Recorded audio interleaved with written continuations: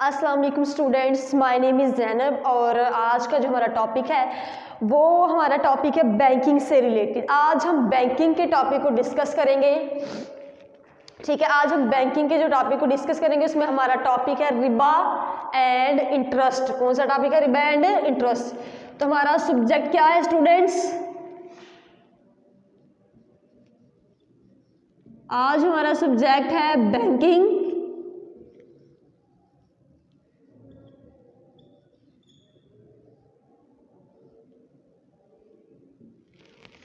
और हमारा टॉपिक क्या है? Riba and interest. रिबा और सूद को डिस्कस करने जा रहे हैं हम।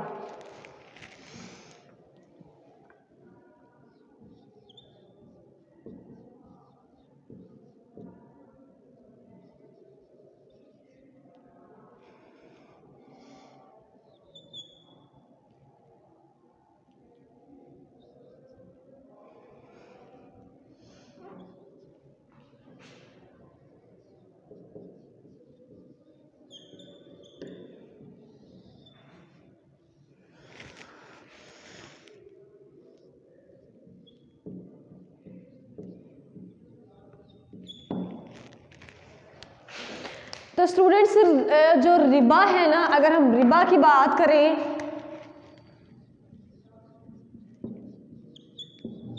यानी जो आपका रिबा है, ठीक है, इधर ही लिख लेते ताकि आपको आसानी दे। तो स्टूडेंट ये क्या है? आपका अरबी ज़बान का लफ्ज़ है। किसका लफ्ज़ है? अरबी ज़बान का।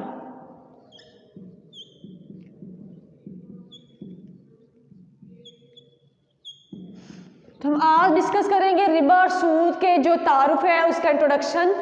उसके अलावा हम देखेंगे कि पाकिस्तान में रिबा और सूद, जो पाकिस्तान में इस्लामी बैंकारी क्या है और उसमें इम्प्लीमेंटेशन कब की गई या क्या उसका तरीकाकार है। ठीक है, तो रिबा क्या है? एक इस्लामिक टर्म है, Islamic term.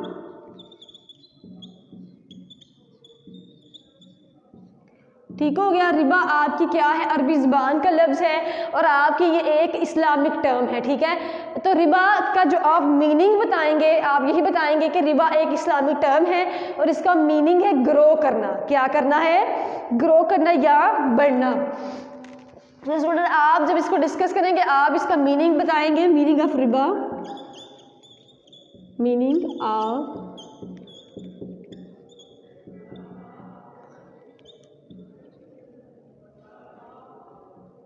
Grow and exceed. क्या है? ग्रो एंड एक्सीड, बढ़ना और नौशनुमा पाना। बढ़ना और नौशनुमा। तो स्टूडेंट, क्या है आपका मीनिंग? क्या है रिबा का? बढ़ना और नौशनुमा पाना। जब आपने उसकी डेफिनेशन को एक्सप्लेन करना है तो आप इसकी डेफिनेशन को इस तरह एक्सप्लेन करेंगे, यानी उसकी जो तारीफ है,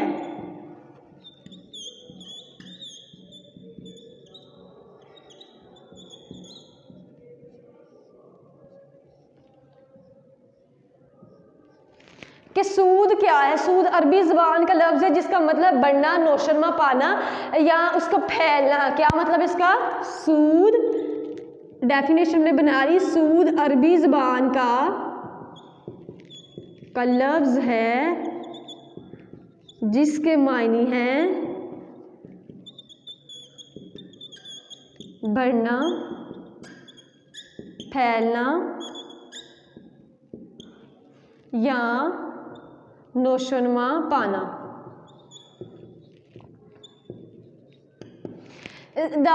Riba is an Islamic term. The means of Riba is that exceed, grow and जो है वो एक्सीड करना है, उसको ग्रो करना है। तो क्या कहते हैं कि वो रकम जो अपने मकरूज से असल रकम के अलावा आप हासिल करते हैं। रिबा वो रकम है, रिबा वो रकम है जो आप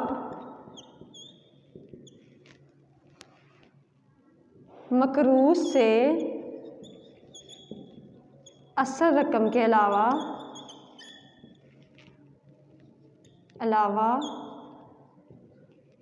वसूल करते हैं।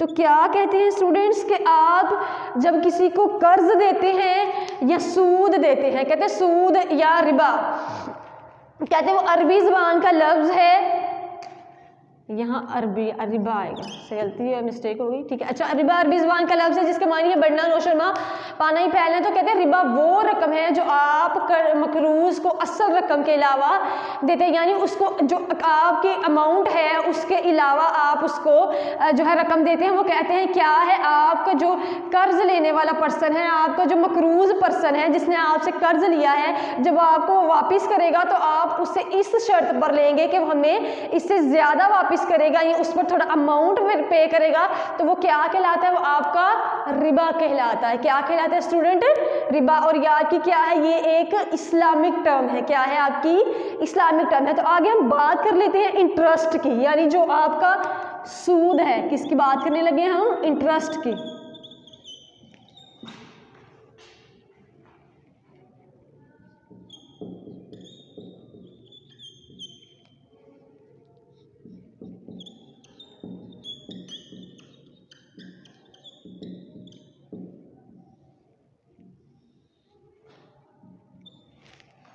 इंटरेस्ट की, ठीक है, वो क्या है, सूद। क्या है, सूद। स्टूडेंट इंटरेस्ट जो है वो आपका क्या है, एक इंग्लिश टर्म है, ठीक है, ये क्या है, इंग्लिश टर्म।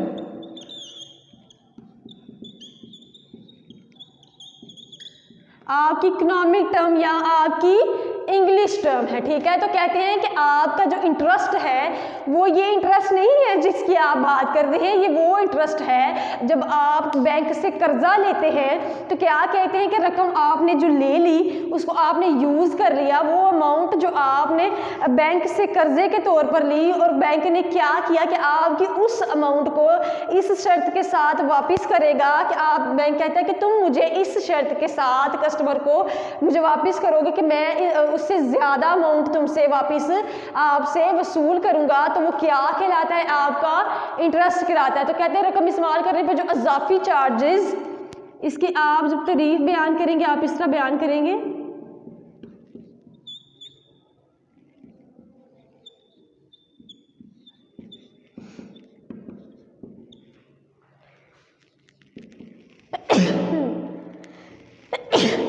अल्हम्दुलिल्लाह, जो अज़ाफ़ी चार्जेस वसूल किए जाएं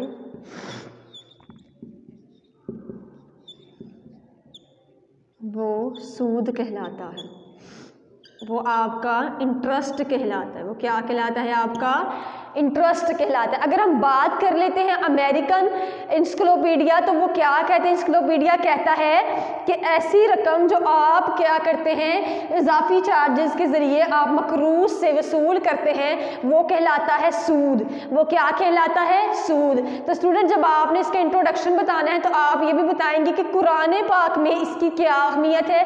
कुरान पाक में रिबा और सूद की जो है वो ममानत की गई है, यानी उसको मना किया गया है कुरान पाक में।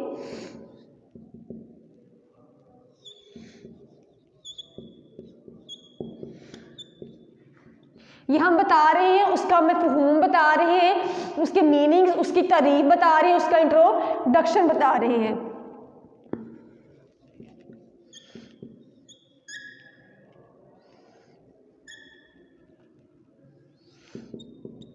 तो क्या किया गया है, उसमें उसकी ममानत की गई है। ठीक हो गया स्टूडेंट्स।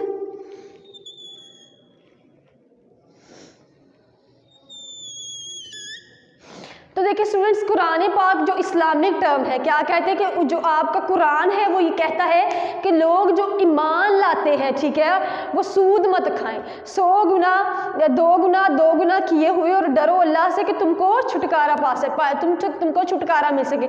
तो कुरान पाक क्या कहता है, वो सूद की ममानत करता है। वो कहता है कि ऐसी रकम जो आप 2 गुना से 2 गुना इस्तेमाल करके खा रहे हैं उससे छुटकारा पाओ। और ये सब उनके लिए जो सूद को तहकीक मना किए गए हैं, और ये कहते हैं कि तुम लोग काफरों में से ना हो जाओ, यानी इसमें आपकी कुरान पाक में सूद की ममानत ममानियत कर दी गई है। तो क्या कहा गया कि रिबा का आज हमने जो इंट्रोडक्शन देखा, हमने देखा कि रिबा एक इस्लामिक टर्म है और जिसका मीनिंग क्या है, मीनिंग्स ऑफ द रिबा इज डेट एक्सीड ग्रोइंग, ठीक है, उसका क्या मतलब है, नोशमा पैना या फैलना या बढ़ना है। उसके बाद हमने देखी इसकी डेफिनेशन, जिसकी तारीफ क्या है कि वो रकम जो आप इजाफी वसूल करते हैं मकरूज से वो आपका क्या कहलाता है, आपका रिबा कहलाता है, ठीक हो गया। उसके बाद हमने सूद की बात की, तो सूद के जब हमने डेफिनेशन को देखा, उसकी तारीफ को देखा, तो हमने देखा कि रकम इस्तेमाल करने पर जो आप इजाफी चार्जेस मकरूज से हासिल करते हैं वो क्या कहलाता है, सूद कहलाता है। आप एग्जाम्पल दे सकते हैं इसमें कि आप जब भी बैंक से किसी एक पर्सन को लोन लेना है तो वो लोन लेता है तो जो बैंक है उसको इस शर्त पर वापस करता है कि मैं तुम्हें इस शर्त पर वापस करूंगा कि आपकी जो रकम है, आपकी जो अमाउंट है, इस शर्त पर वापस ली जाएगी, आपको या कर्ज दिया जाएगा कि आप उस पर इजाफी चार्जेस पे करेंगे। तो स्टूडेंट उसके बाद हमने कुरान पाक में देखा, इस्लामी तरीके से देखा कि इसमें कुरान पाक इसको क्या कह रहा है कि उसमें उसकी ममानत कर रहा है। वो कह रहा है कि रिबा जो है आपका अरबी ज़ुबान का लफ्ज़ है, या इंटरेस्ट जो है वो आपका चाहे इंग्लिश टर्म है, लेकिन 2 गुना रकम जो आप कर रहे हैं ये 2 गुना की उसमें अल्लाह ताला ने उसको उसकी जो कुरान पाक है उसमें उसकी ममानत करार दे दिया गया है। तो अगर हम देखें पाकिस्तान में इस्लामी बैंकारी, तो उस हम टॉपिक को ज़रा देख लेते हैं। तो हम इसको ज़रा रब्त कर लेते हैं यहाँ से, पाकिस्तान में इस्लामी बैंकारी क्या है। तो स्टूडेंट आपने इसमें बस यही बताना है कि इसका इंट्रोडक्शन क्या था, क्या चीज़ें हैं और इसमें अब क्या इम्प्लीमेंटेशन की गई है। तो हम देख लेते हैं पाकिस्तान इस्लामी और इस्लामी बैंकारी।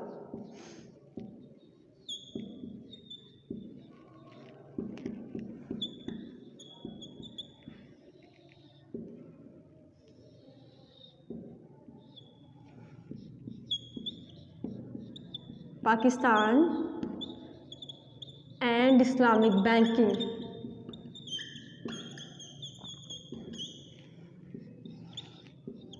तो वो क्या कह रहे हैं कि आपकी जो इस पाकिस्तान और इस्लामिक बैंकिंग कहते हैं कि सबसे पहले जब पाकिस्तान स्टार्ट हुआ तो उसमें बैंकिंग का इतना कॉन्सेप्ट नहीं था। आपका जो बैंक था, समझे कि पाकिस्तान आपका 2 कौमी नज़रिया की बुनियाद पर जो है वो कायम हुआ। इसका मकसद ऐसी ज़िंदगी गुजारना था जो बिल्कुल इस्लामी तरीके के मुताबिक ज़िंदगी गुजारना हो, जो हज़रत मोहम्मद सल्लल्लाहु अलैहि वसल्लम की जो ज़िंदगी के असूलों के मुताबिक ज़िंदगी गुजारना हो, और जिसमें सूद का कोई ममानत ना हो, और जिसमें इस्लामी बैंकारी को इस्लामी तरीक़ों का इस्तेमाल करने में ज़िंदगी और जो सुन्नत पर अमल करते हुए ज़िंदगी का गुजारना हो। लेकिन क्या हुआ कि जो हमारे कायद आज़म मोहम्मद अली जिन्ना है, उन्होंने भी कई मौक़ा पर ऐसा कहा कि पाकिस्तान की जो बुनियाद है वो इस्लाम पर रखी गई है और ये इस्लाम की बुनियाद पर ही कायम किया गया है, और इसमें जो है वो हज़रत मोहम्मद सल्लल्लाहु अलैहि वसल्लम के असूलों पर अमल करते हुए ज़िंदगी गुजारना है। लेकिन 1949 में क्या हुआ, लेकिन आहिस्ता आहिस्ता क्या हुआ कि आपकी जो है वो बैंकारी सिस्टम होना शुरू हो गया, बैंक का सिस्टम होना शुरू हो गया, और क्या इस्लाम के जो है वो मफ़हूम, लेकिन 1949 में फिर क्या इस पे जो है वो काम करना शुरू हुआ। लेकिन उसमें कहते हैं कि पाकिस्तान का निज़ाम बैंकारी सूद की बुनियाद पर चल रहा था, लोग धड़ाधड़ कर्जे ले रहे थे और उनको वहाँ पर सूद मिलना शुरू हो गया, तो लोगों ने इसमें ज़्यादा इंटरेस्ट लेना शुरू हो गया। पहले क्या सिस्टम था, जब लोग बैंकिंग करते थे स्टूडेंट, तो वो क्या करते थे, एक डेस्क लगाकर, एक बैंक लगाकर, ये जो ताजरा, ये जो सुनार हैं, उनके ज़रिए से वो क्या करते थे, वो बैठते थे और वहाँ से लोग कर्ज लेते थे या सोने के ज़रिए। फिर उससे बढ़ता बढ़ता आपकी जो बैंकिंग सिस्टम बढ़ा, जैसे जैसे आपका बैंकिंग सिस्टम बढ़ा, आपके जो है वो कर्जे भी बढ़ते गए और इस मोती किस्म के अकाउंट्स में इजाफा हुआ। तो वो कहते हैं कि जैसे जैसे अकाउंट्स या आपके बैंकिंग सिस्टम बढ़ता गया तो आपकी जो है वो सिस्टम में बेहतर है कि तो लोगों का कर्जों की तरफ ज़्यादा रुझान हुआ, लोगों ने वहाँ से कर्जे लेना शुरू किए। तो वो कहते हैं कि 1977 में जो इस्लामी इसके जो है वो ऐसी सरगर्मियाँ शुरू हो गई। तो फिर क्या वक्त के साथ साथ इन पर क्या देखा गया कि जब सूद का कारोबार ज़्यादा बढ़ने लग गया, लोगों ने ज़्यादा कर्जे लेना शुरू कर दी, जिसकी वजह से कुछ ऐसा होता है कि लोग अपने कर्जों को अदा भी नहीं कर पाते थे, जिसकी वजह से अपनी जायदाद जो उन्होंने चीज़ें अपनी जो रखी होती थी कि अगर हम ना पे कर सके तो आप इनको ले लें, तो उसकी वजह से लोगों को नुकसान भी हुआ। तो पाकिस्तान और इस्लामी बैंकिंग के लिए कुछ इकदाम किए गए, तो आज हम उनको भी डिस्कस करते हैं कि इम्प्लीमेंटेशन ऑफ इस्लामिक बैंकिंग कब की गई, जो हम उनको डिस्कस कर लेते हैं कि पाकिस्तान। तो यही था पाकिस्तान और इस्लामिक बैंकारी, जो आपने इसमें इंट्रोडक्शन बताना है कि पहले क्या था क्या नहीं था, उसमें किस तरह उन्होंने कहा गया कि आपने कैसे सिस्टम को गुजार रहे हैं, कैसे चल रहे हैं। लेकिन वक्त के साथ साथ जो है वो ये सिस्टम बढ़ता गया, तो फिर पाकिस्तान को उसके लिए स्टेप उठाना पड़े तो आप लिखेंगे पाकिस्तान और इस्लामी बैंकारी।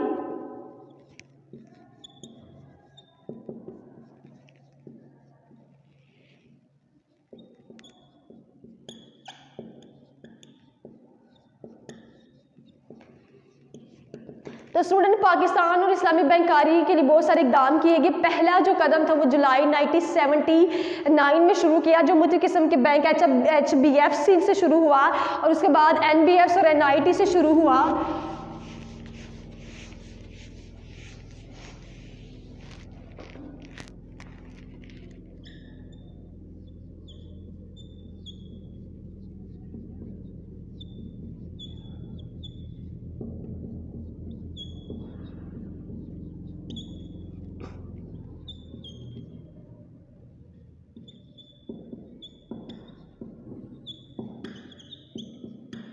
पहला जो स्टेप था, फर्स्ट स्टेप, पहला कदम,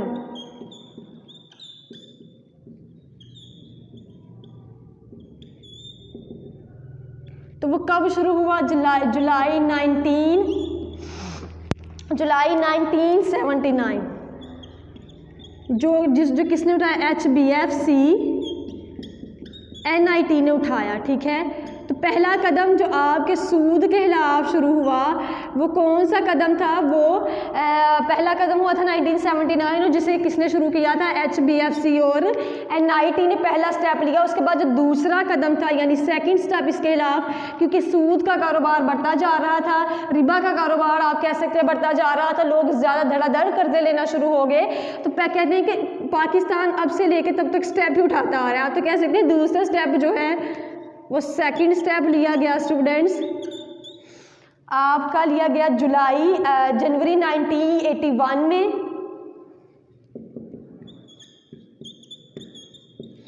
जनवरी 1981 में लिया गया, जिसमें आपके जैसे करंट अकाउंट और सेविंग अकाउंट यानी बचत के खाते और उसके अलावा मुद्दती खातों को आम बचती खातों में जगह मुतारफ कराया गया, जिसमें क्या किया गया? आपके करंट अकाउंट और सेविंग अकाउंट और सेविंग जो आपके अकाउंट है उनको इंट्रोड्यूस करवाया गया। तो क्या कहते हैं कि जनवरी 1981 में आपके करंट और सेविंग अकाउंट को आम अकाउंट्स की बजाय, जब पहले आम अकाउंट थे, तो फिर जब लोगों ने क्या किया कि अपनी जो है वो सेविंग करना शुरू कर दी, तो उन्होंने करंट और सेविंग अकाउंट को इंट्रोड्यूस करवाया 1981 में। उसके बाद उन्होंने थर्ड कदम जो अपना उठाया यानी तीसरा स्टेप उन्होंने लिया,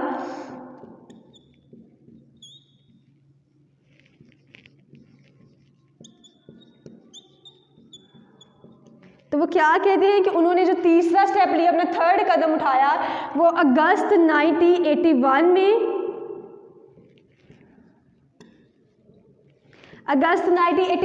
लिया, जिसमें कहते हैं कि लोगों को उन्होंने क्या किया? HBFC को किराए में हिस्सेदार की बुनियाद पर मालियत की फराहम की जाए, तालिब इल्म को सूद के बगैर यानी उनको कर्ज हसना देने की इजाज़त की गई। इसमें क्या हुआ? तलबा कर्ज हसना, आगे जाके हम डिस्कस करेंगे कि ये क्या है। ये टर्म आपकी बहुत इंपॉर्टेंट है, हम जाके इसको डिस्कस करेंगे कि देने की इजाज़त दी गई।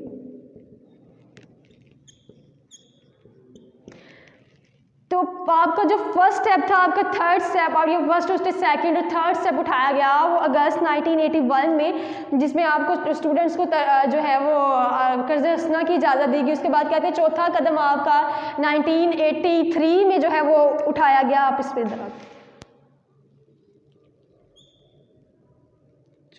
यानी फोर्थ, चौथा,